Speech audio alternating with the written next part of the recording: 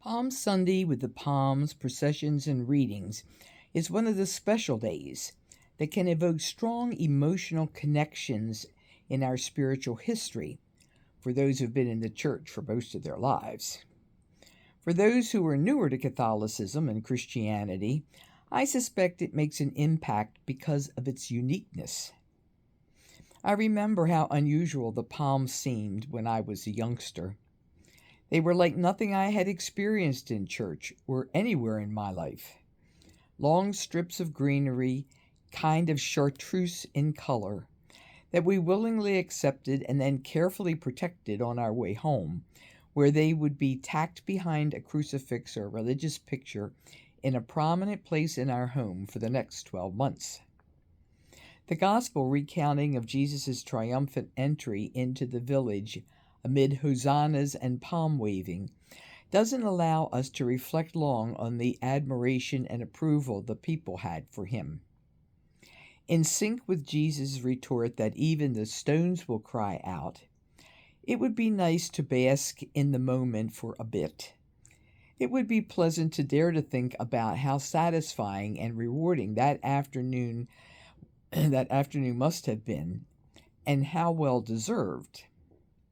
But almost immediately we are taken beyond that scene into the rest of what Holy Week is about: the seriousness of the Last Supper, the trials, betrayals, torture, and death. Granted, while some of the palm wavers were probably not true disciples, at least some of them were so excited, must have legitimately been moved by Jesus and his power and his love. Tradition has it that some of the same people were likely in the crowd a few days later yelling, "Crucify him," to Pontius Pilate. We often feel holier than thou and wonder how they could have possibly been so fickle, so easily swayed, so rootless in their spiritual depth.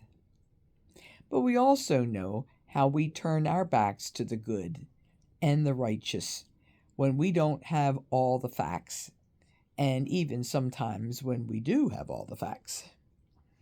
The lesson for me in the days leading up to and including Palm Sunday will be to linger a little longer amid the palm wavers, to feel their excitement, their enthusiasm for Jesus and his message, to reflect on his miraculous works and his soul deep love, and to pray that the reality of the joy that comes from worshiping him will sustain me through the dark times until Easter rising. And each time I see the palms tucked underneath the cross in my living room. Amen.